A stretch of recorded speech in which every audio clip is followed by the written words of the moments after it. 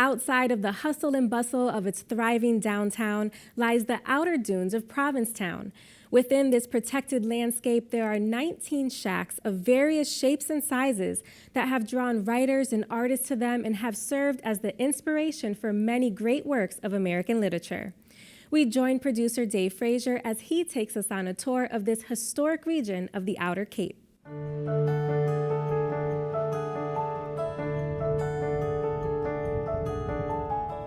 The dunes on the outer beach of Cape Cod were formed as a result of early settlers cutting down the trees. With nothing to hold the sandy soil in place, the land was shaped and eroded by each passing storm. When the dunes became part of the Cape Cod National Seashore, access was carefully restricted to minimize further damage.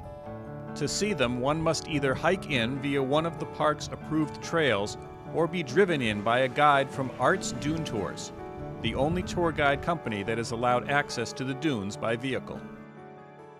It's always a treat out here because it's so different every trip, between the lighting, the clouds, the colors, the vegetation, the people's interest and the questions, so between all of that, every single tour, every single day is different. Rob Costa and his family have been taking people on tours of the dunes since 1946. His dad started the business after returning home from World War II. He ended up buying a 1936 Ford Woody, and he started his own company because he loved it so much, and he started running people out here in the dunes and giving them kind of a thrill ride. Tucked into the dunes of Provincetown are a number of small shacks with a rich history.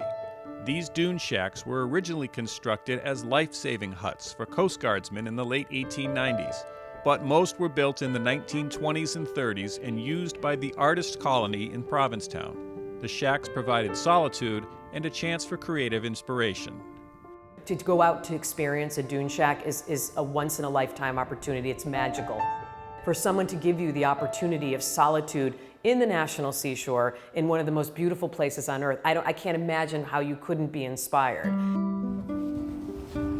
It's about a 2-mile walk through soft sand from your car to reach the dune shacks. They have no running water and no electricity.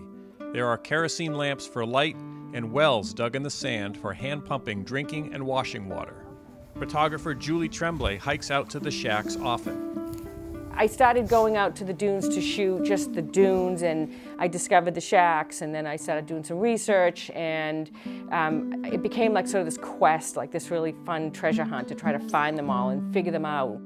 One of the most famous early residents of the dune shacks was playwright Eugene O'Neill, but they have also drawn the likes of Tennessee Williams, Jackson Pollock, Norman Mailer, and E.E. Cummings. Today, several nonprofits in Provincetown help the National Park Service with summer residency programs. If you want a clean composition, it's a great place to go because you've got huge expanses going out. You've got the ocean, you've got these incredible skies, you've got the sand, you've got the light is crazy beautiful.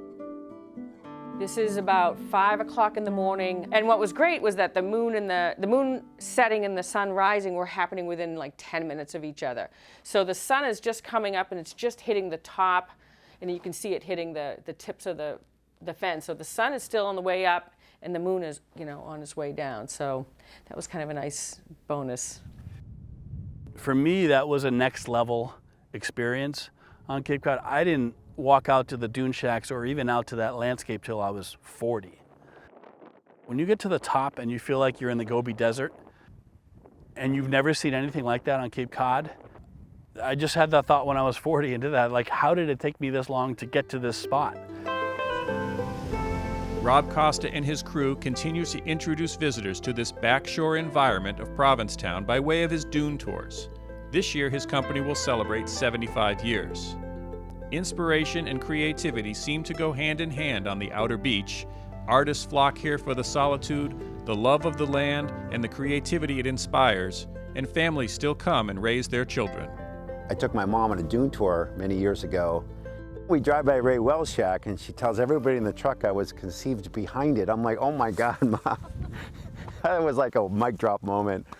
But it was a true story. So I got married out here to my husband, Rob, And that's why, because I was conceived and, you know, get married, and, you know, when I die, if I can get some ashes out here, that would be good too.